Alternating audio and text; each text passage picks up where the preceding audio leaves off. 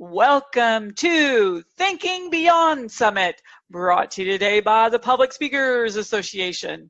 I'm so excited to introduce to you the amazing Mr. Fox Spigner. Fox, once you take it from here. Tanya, thank you so very much. It's so nice to be back on another PSA Virtual Summit.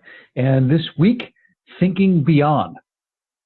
And when I thought about what to speak about on this, with an idea of getting into the anatomy of this word grit, going beyond the word grit by sharing a few stories. And I hope over the next 20 or 25 minutes, you'll both enjoy the stories and maybe take something from them you can apply to your own life. So off we go. And these stories I'm about to tell you, none of them would be possible if it weren't for the hard work, dedication, and sacrifice for my parents. It was because they sacrificed and what they did that allowed me to have experience for 5 years of my life that has affected my entire life to this day. So here we go. It is July of 1996, and I am a rising senior in high school, and I'm in my sixth summer. I'm spending my sixth summer in Williamsport, Pennsylvania, at Williamsport Little League baseball camp. I spent 4 years there as a camper, and I was in 96, my second year as a coach.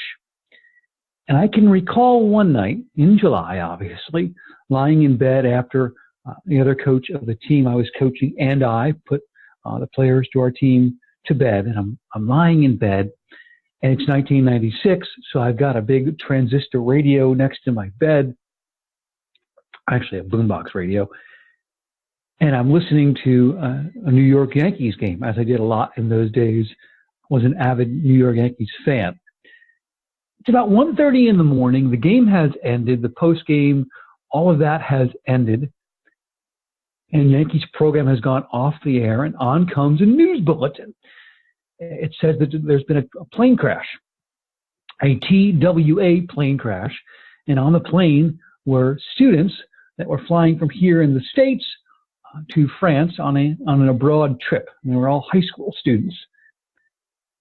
Immediately, I became sad and thought about my own experience in high school and went over to my desk where I had brought my yearbook over with me from New Jersey to Pennsylvania for the summer.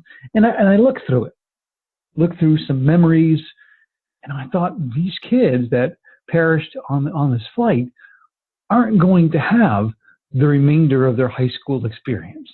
And they're not going to have a college experience if they have the means and want to do it. I thought how lucky I was to be in that position.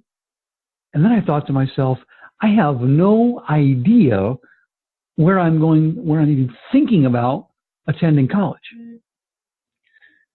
So a few months later, I shouldn't say a few months later, but a month and a half or so later, my parents had things lined up. My dad and I visited a couple schools, a couple colleges here in New Jersey, and then one out in Ohio, as I can recall. And then I found myself sitting at my locker as a senior in high school after the school day had ended. And I had all my belongings with me, a folder with me. And my PE teacher walks by, a guy named Todd Irvin. Said, "Hey, Fox, where are you thinking about attending college?" On cue, I was all prepared. I had a college folder for him and showed him the folder. He opened it up, looked through it, didn't really say anything until he said, "Fox, you are a baseball junkie, but you're not good enough to play in college. These aren't baseball schools that you're looking at. Let me make a few phone calls and I'll get back to you in a few days." And he did. A few days later, he came to me after class one day and said, "Hey, I've gotten in contact with my alma mater and their baseball coach at the University of South Carolina. I spoke to the head baseball coach, Ray Tanner. And Coach Tanner told me that if you want to go down there one day with your dad, your mom, whomever, he'd love to show you around, and maybe you can be a part of the program if you decide to go there. I thought, wow. I brought the idea to my dad, jumped on the chance. It's October 16th of 1996. We fly from Newark Airport here over in Newark, New Jersey, down to Columbia, South Carolina. We get to our hotel, which is the Adams Mark Hotel, all the way, if you've ever been to USC, very top of campus on the top of Assembly Street. And we walk 6 miles down from the Adams Mark Hotel to the Roundhouse, where the baseball coaches' offices were in those days, at the bottom of campus. We get there, and we meet with Coach Tanner for the majority of the day. We get to Sarge Fry Field.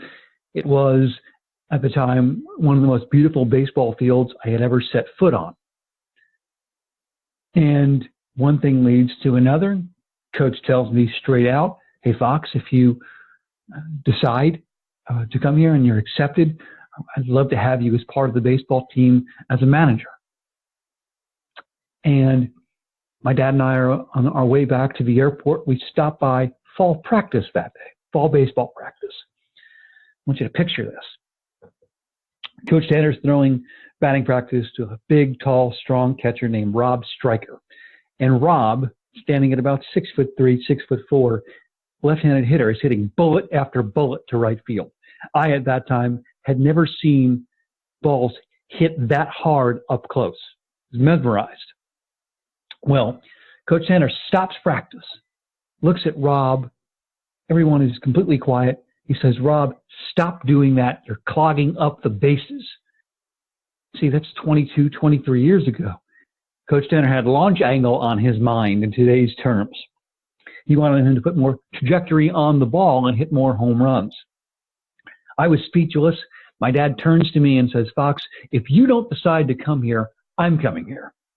Well, a few weeks later, a month and a half or so later, I get a letter from the University of South Carolina. Of course, we applied. Dad opens it up. I've been accepted. We're sitting at the dining room table. He looks across at me and says, Fox, do you want to do this? I didn't need to say anything. August 12th of 1997, my dad, my brother Nick, and I drive down from Ocean City, New Jersey, down to Columbia, South Carolina. One thing I can recall about the ride down there, we're on I-95 South. We take a little rest at a rest stop, get a bite to eat, get filled up with gas, and we get back on I-95 going north. So we went north for about 30 miles on the ride. So we went 30 miles kind of out of our way. We eventually get down there. They moved me into my dormitory, Roost Room 305. Within a couple of days, my roommate gets homesick. A couple things get moved around. The long and the short of it is I get moved to room 205 within 2 days of arriving at USC. Now, I'm in 205 for a couple of days, and some of the players are coming in and out of my dorm room introducing themselves to me. One particular player, his name was Kip. And Kip and I get to talking. We both have 3-letter God-given first names, F-O-X and K-I-P. He's a local kid from Gaston, South Carolina. He went to Brooklyn Casey High School in West Columbia, South Carolina, where he played varsity baseball as a 7th grader. 3-sport athlete. He played football and was quarterback on the football team. Scored 12 points a game on the basketball team and played varsity baseball from the 7th grade on. He was a pitcher and shortstop and was on state championships teams there for the Bearcats in 1996 and 1997. So comes to Carolina with big dreams, his hometown team. I'm a kid, a wide-eyed kid from New Jersey who pitched a little bit in high school and had some success. So we shared that together. And a few days later, as a manager on the baseball team, I'm at Sarge Fry in our equipment room, and I'm folding players' jerseys long after practice is over.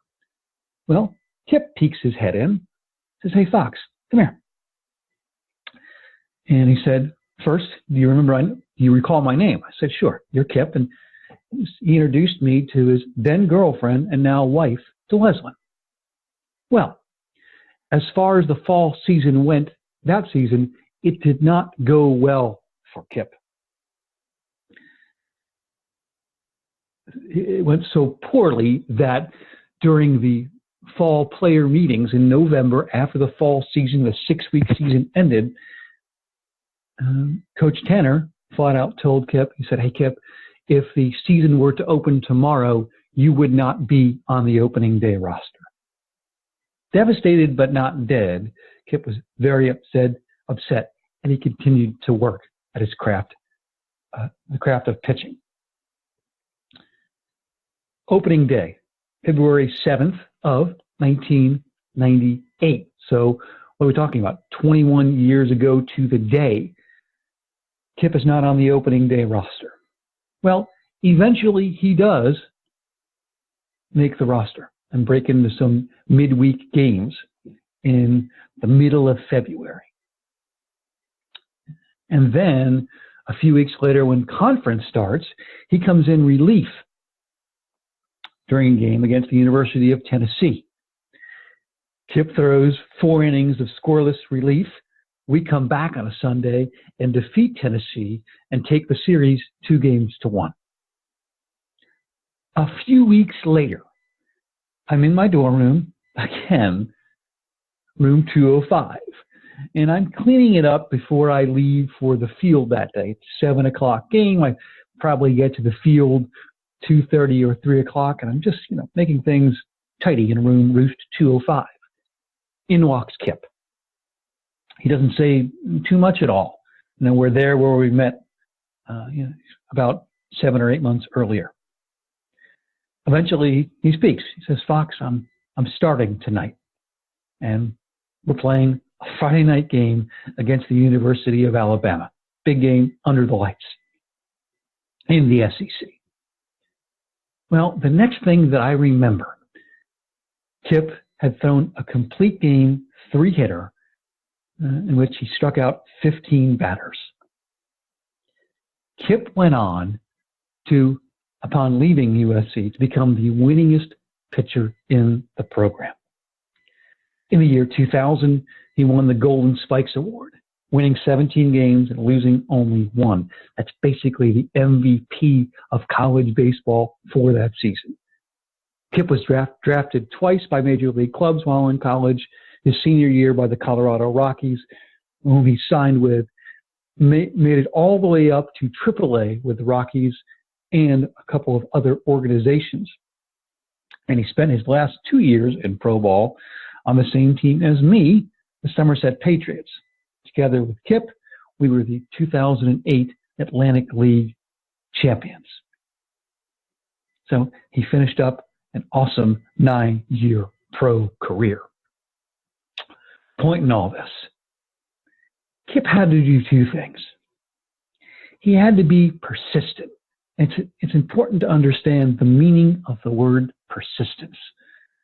That means doing something that is difficult over and over and over again. Kip was not only persistent, but he persevered. And there is a difference, we need to note, between persistence and perseverance. Okay, perseverance is doing that difficult thing over and over and over again, sometimes failing at it, getting back up, metaphorically speaking, and doing it again. His story from the time he got to USC in the fall of 1997 to the time that he left in June 2001 was a complete story of persistence and perseverance. Even in the times he was pitching well, he had to persevere. He didn't throw the hardest. He didn't have the best breaking ball. Okay? But he persevered through those things and found a way to get a double play, found a way to strike somebody out when he needed to, found a way to make an athletic play off the mound and turn one out into two. Kip's story is definitely that of not only, again, of persistence, but that of perseverance. It's important to note the difference if we get into the anatomy of grit. The second story I want to share with you, having to do with my USC experience, is that of Chris Spigner. Chris, like Kip, was a pitcher. Chris came to us in the fall of 1998 after Kip's magical season in the spring of 98. Chris, like Kip, was a highly touted prospect, okay, coming to USC. And like Kip, a local kid. Like Kip, a pitcher. And like Kip, he had his ups and downs in the beginning of his USC career. Eventually, he had a great career as a Gamecock, pitching in the 2002 College World Series. Like Kip, he was drafted by a major league team and played a number of years professionally. Chris, as he's told me and told others, had his entire identity wrapped up into the fact that he wanted to pitch and stick in the major leagues.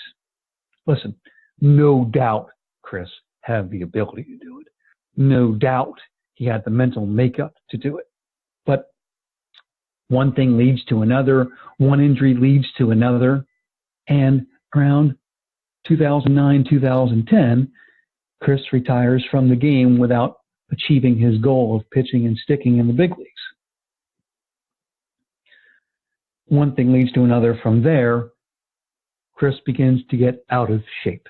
He came to us 185, 190 pounds. By 2010, 2011, Chris had ballooned to 275 pounds. He was drinking a lot, smoking a lot, a pack a day, he said. Well, one night, he finds himself outside an Outback steakhouse. And he's standing there smoking a cigarette. And someone, a friend of his who knew him and barely recognized him, came up to Chris and looked at him and said basically this: "Chris, it looks like you found yourself in a bad way. But I know that you have an iron backbone. I know you're tough. I know you're an athlete. I know you're a competitor. And I know, okay, that you are a great communicator. Listen," this person says, "I know a couple in town that have started a CrossFit gym. Just thinking of you, would you be interested in A, becoming a member at that gym and getting yourself back into shape, because you're finding yourself in a bad way right now. And I'm a little bit afraid for you because of your health. And secondly, because of your great communicative skills, would you be interested in maybe down the line, possibly getting in on the business side of this gym with these people and opening up another one in town?" Again, that was thinking a long ways ahead. But Chris thought to himself, anything's better than where I am now. The last thing I want to do is go on, is to run. The last thing I want to do is lift the weights. The last thing I want to do is cross train. But he said, "I'll do it." And for the first week, Chris wanted to quit every second. For the first month, he wanted to quit almost every second. Excuse me. But he made it through. And not only that, not only did he work out consistently every single week, almost every single day, but on Saturdays, he would go to this couple's house who owned and ran this gym and learn the business side of the gym that they were running. One thing leads to another. Chris gets back into playing shape. This couple says, "Hey, Chris, we're looking to expand. We're going to expand all the way on the Cayman Islands. Would you be interested in moving down there and starting up that gym?" Chris thought to himself, my My friends and my family are right here in the Columbia area. But I got to have that growth mindset. And he thought to himself, if I'm not growing, I'm dying. So Chris takes the leap. He goes down to the Cayman Islands, starts up that gym, runs that gym, and eventually he helps people that were in the same position as him years earlier. Okay?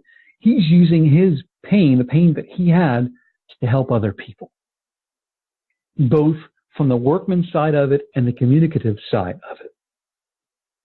Well, to make a long story longer, Chris meets his wife and marries his wife. He's now looking to branch out and start another gym in the Cayman Islands. He's Coach Chris 7 on Instagram, and he's going to start what's called the 7 Mile Corrective down in the Cayman Islands. Let's think about his story a little bit. One, I think of first, when he's first starting, right? He's 275 pounds. We live in an instant gratification society where we think things are going to happen instantly. Well, Chris couldn't think like that. If you're familiar with what's called the compound effect, here's a question. Would you rather have $3 million right now or a penny doubled for a month?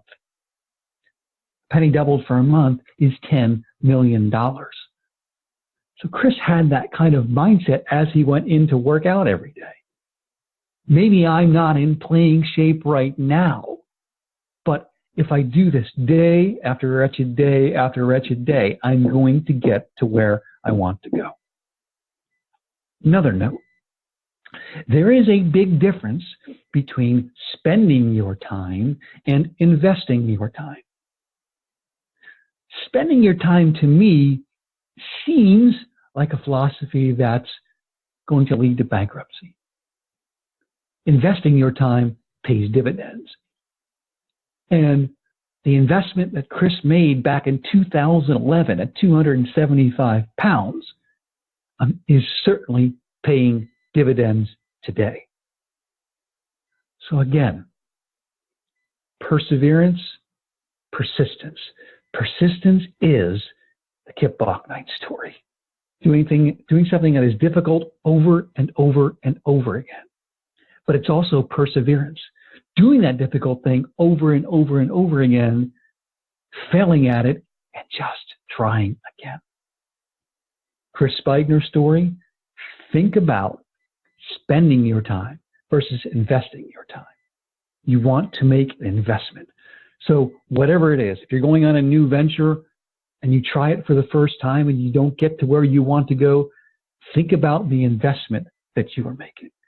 And also understand, I'm thinking about Chris's move, there is never a right time to do something. Never. Sometimes all it takes is a leap of faith. So I'll end it like this. Even if tough times last, tough people, they last longer. And as you go down that mogul-ridden path, let your faith grow stronger. If you fall off the horse, get up and get back on the saddle. Victory Highway is not smooth sailing, for that road is a constant uphill battle. Even if positive thoughts don't work, negative thoughts, we know they'll kill you.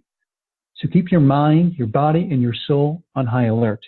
You will never know the heights you will take yourself to. And keep one hand on the wheel and one foot on the gas. Your struggles in life are real. You can turn around and let them and tell them to kiss your you-know-what. Listen, the path to victory, it's not paved, but understand, we can all persevere, we can all persist, and we can all invest our time. That was thinking beyond, going into the anatomy of grit. Listen, I'm Fox Buyer. If you like what you heard, please, I'd like to hear from you. Log on to my website, foxbuyer.com, foxbeyer.com. I would love to send you a free copy of my book of motivational and inspirational poetry called Letter Kindling, Igniting, Inspiring, and Evoking the Fire Within. That last poem you heard, The Road to Success, is one of the first poems in that book. Thank you for your time. Thank you for your space, and live inspired. Tanya, back to you.